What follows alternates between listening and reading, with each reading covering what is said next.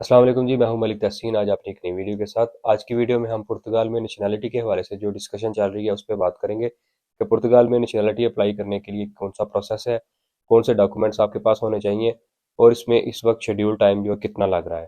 तो इन सारी चीज़ों पर आज हम बात करेंगे। तो जिन भाइयों ने अभी तक मेरा चैनल सब्सक्राइब नहीं किया, सब्सक्राइब कर लें ताकि मेरी आने वाली इन्फॉर्मेटिव वीडियोज़ भी उन तक पहुँचती रहें। पुर्तगाल की नेशनैलिटी के बारे में अगर बात की जाए तो मुख्तलिफ वक्तों में पुर्तगाल की नेशनैलिटी लेने के लिए मुख्तलिफ किस्म के डॉक्यूमेंट्स रिक्वायर्ड थे और इसका टाइम ड्यूरेशन भी जो है वो डिफरेंट था। शुरू की बात अगर की जाए, जब शुरू में इन्होंने अपना इमिग्रेशन प्रोग्राम और लोगों को नेशनैलिटी देना शुरू की थी तो इसमें वो लोगों को 1 साल का कार्ड इशू करते थे, उसके बाद 2 साल का और फिर 5 साल का, और इस तरह फिर आप एलिजिबल होते थे नेशनैलिटी अप्लाई करने के लिए। लेकिन कुछ चीज़ें चेंज हो गई जब कोविड आया। कोविड के बाद इन्होंने तरीकाकार ये किया कि आपको जो नेशनैलिटी अप्लाई करने का टाइम था वो 5 साल इन्होंने कर दिया। 5 साल इस तरह के, जो जब आप इधर पुर्तगाल में आते थे आप अपनी फाइल लॉक करते थे और कार्ड आपको मिलता था तकरीबन 1.5 से 2 साल में, वो वाला टाइम जो है वो काउंट नहीं करते थे। जब आपको कार्ड मिल जाता था तो आपको लीगल जो है कंसीडर किया जाता था, उससे पहले आपको लीगल कंसीडर नहीं कर रहे थे यहाँ पे। और जब आपके 5 साल हो जाते थे, मतलब पहले वाले 2 साल कार्ड वाले और 5 साल दूसरे, 7 साल बाद आप पासपोर्ट अप्लाई करते थे और उसके बाद भी तकरीबन 1.5 से 2 साल पासपोर्ट मिलने में लग जाते थे। लेकिन अभी ऐसा हुआ है कि पुर्तगाल गवर्नमेंट ने आपके 5 साल के बाद नेशनैलिटी अप्लाई करने के लिए आपको अलाउ किया है। 5 साल इस तरह के, जिस दिन आप पुर्तगाल में आते हैं, आप अपनी फाइल लॉक करते हैं तो आपका नेशनैलिटी का टाइम उस वक्त स्टार्ट हो जाता है। ये उन लोगों के लिए है जो तकरीबन 3 महीने पहले आए। अब तो आपको पता है कि फाइल लॉक सिस्टम क्लोज हो चुका है। ये उससे पहले जो लोग आए थे, ये लॉ जो है ना उन पे इम्प्लीमेंट होता है। इस लॉ का इम्प्लीमेंट उन लोगों पे होता है जो तकरीबन जब इमिग्रेशन क्लोज हुई थी उससे पहले आए थे। तो ये 5 साल का इन्होंने प्रोग्राम कर दिया है। इसके बाद जब आप अप्लाई कर सकते हैं, आपके पास अगर डॉक्यूमेंट्स, जो रिक्वायर्ड डॉक्यूमेंट्स हैं वो पूरे हों। 5 साल जब आपके मुकम्मल हो जाएंगे तो आप अप्लाई करेंगे, तो उसके बाद फिर आप क्यू में लग जाएंगे। उस पर फिर आपके 2 साल लगते हैं, 2.5 साल लगते हैं, वो एक अलग से बात है। तो आगे चल के मैं आपको बताता हूँ कि कौन कौन से आपके पास डॉक्यूमेंट्स होने चाहिए। ये लॉ इन्होंने इस तरह ऐसे किया है कि पहले ये कंसीडर किया जा रहा था कि जब आप फाइल लॉ करते हैं तो उसके बाद आपका नेशनैलिटी का टाइम स्टार्ट नहीं होता था, कार्ड के बाद होता था। अभी फाइल लॉक से ही शुरू हो जाता है।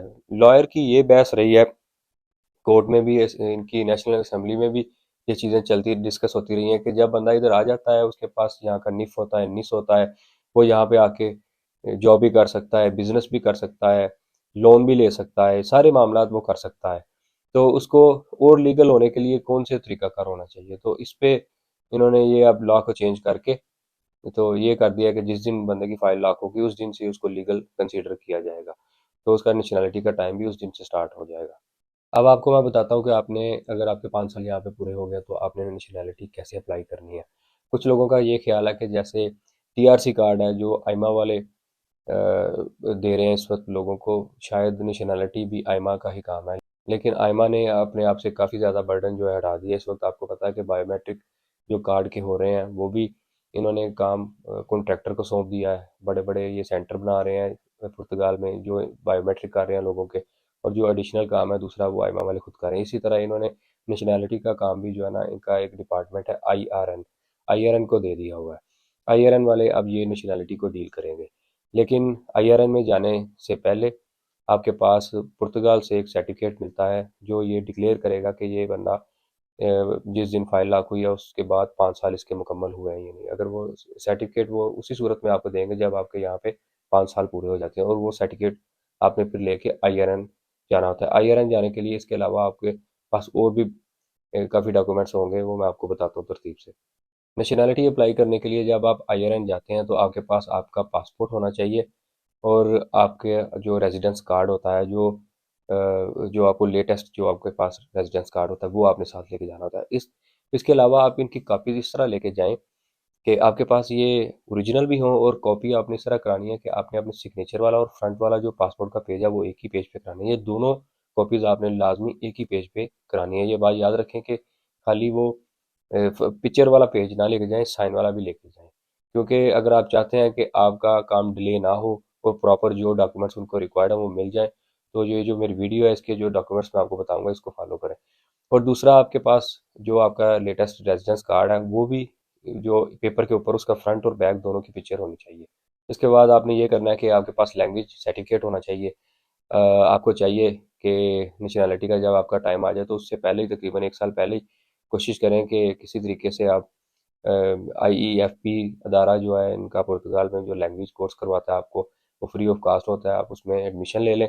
और आहिस्ता आहिस्ता अगर आप काम कर रहे हैं तो अपने उस हिसाब से अपना जो स्केड्यूल है, जो आपकी क्लासेस का टाइम है उसको मैनेज कर लें, और किसी तरीके से वो भी एडवांस में ही लेके रखें, क्योंकि अगर आपका टाइम पूरा हो गया और आपने लैंग्वेज कोर्स करना स्टार्ट किया तो आप फिर आपका काम डिले हो जाएगा और आपको पासपोर्ट भी फिर उतना ही लेट मिलेगा। इसलिए आप कोशिश करें कि शुरू में ही अपना लैंग्वेज कोर्स मुकम्मल कर लें। इसके बाद आपके पास पाकिस्तान से PCC होना चाहिए, पुलिस कैरेक्टर सर्टिफिकेट, और वो मुफा से अटेस्टेड होना चाहिए।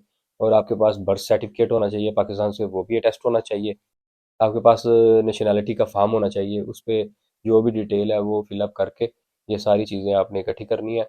और इसके बाद आप IRN जा सकते हैं अपनी अपॉइंटमेंट पे, और जाके नेशनैलिटी अप्लाई कर सकते हैं। तो मेरा एक मशवरा है कि अगर आपको ये सारी चीज़ों का नहीं आसानी से पता चलता तो आप कोशिश करें कि किसी लॉयर की हेल्प लें। लॉयर ज़्यादा इस काम में पैसे नहीं लेंगे आपसे, तो आपकी सारी चीज़ें जो है ना वो तरतीब से कर देंगे, क्योंकि उनका एक्सपीरियंस होता है इस काम में। तो अगर या आपका कोई जानने वाला है जिसने पहले से नेशनैलिटी अप्लाई की हुई है, आप उससे मशवरा करें, तो फिर आपको लॉयर की ज़रूरत नहीं है, वो आपको बेहतर गाइड कर सकता है। अगर इस वक्त पुर्तगाल के पासपोर्ट की रैंकिंग, वर्ल्ड रैंकिंग देखी जाए तो ये पुर्तगाल दुनिया का 8वें नंबर पे मजबूत पासपोर्ट है। और ये कमोबेश 180 कंट्रीज़ में वीज़ा फ्री एंट्री या ई वीज़ा के ज़रिए आप जा सकते हैं। मतलब जितने भी जो आपके ड्रीम कंट्री हैं, अगर आपके पास ये पासपोर्ट आ जाए तो उनमें आप बआसानी बगैर वीज़े के या ई वीज़ा लेके जा सकते हैं। तो मोस्टली लोग जो है पुर्तगाल में वो नेशनैलिटी के लिए ही आते हैं कि उन्हें पासपोर्ट मिल जाए, और उनकी जो वर्थ है, मतलब वो फ्यूचर में जहाँ भी दुनिया में रहना चाहें तो इसलिए वो पुर्तगाल में आते हैं ताकि वो यहाँ का पासपोर्ट हासिल कर सकें। इसलिए जब आपके यहाँ पे 5 साल मुकम्मल हो जाते हैं तो उसके बाद भी आपको हो सकता है कि थोड़ा यहाँ पे 1 डेढ़ साल वेट करना पड़े, क्योंकि बहुत सारे लोग ऐसे हैं जो यहाँ पे काफ़ी ज़्यादा टाइम गुजार चुके हैं और उन्होंने अब अप्लाई करना स्टार्ट कर दिया है बाकायदा तौर पे। अभी ये डिक्लेयर नहीं किया गया कि ये 5 साल का हो गया है, लेकिन लॉयर हजरात और जो इनके आर्टिकल छपे हैं, जो इनकी असेंबली में बात हुई है, उसमें यही है कि इन्होंने ये कानून पास कर दिया हुआ है। बस इस पे इसको डिक्लेयर करना अभी थोड़ा सा बाकी है, इस पे काम होना भी बाकी है, लेकिन लोगों ने अपने पेपर्स को तरतीब देना शुरू कर दिया है और इनके अप्लाई करने के लिए भी वो बिल्कुल रेडी है। और जो मेरी इत्तला है, कुछ लोगों ने तो अभी इस पे इसको अप्लाई कर दिया है। जब इस पे डिक्लेयर हो जाएगा कि ये कानून मुकम्मल तरीके से पास हो गया, तो इस पे काम होना भी स्टार्ट हो जाएगा। तो अगर आपके भी 5 साल पूरे हो गए हैं तो आपको ये सारे डॉक्यूमेंट्स अभी मुकम्मल करें, खास तौर पे अपना लैंग्वेज का सर्टिफिकेट भी मुकम्मल करें, वो आपके पास होना बहुत ज़रूरी है। तो इस तरह आप नेशनैलिटी अप्लाई कर सकते हैं। तो आज की मेरी इन्फॉर्मेशन अगर आपको पसंद आई हो तो इसको लाइक शेयर कर दीजिएगा और मेरे चैनल को सब्सक्राइब कर दीजिएगा। तो मिलते हैं इंशाल्लाह नेक्स्ट वीडियो में। अल्लाह हाफिज़।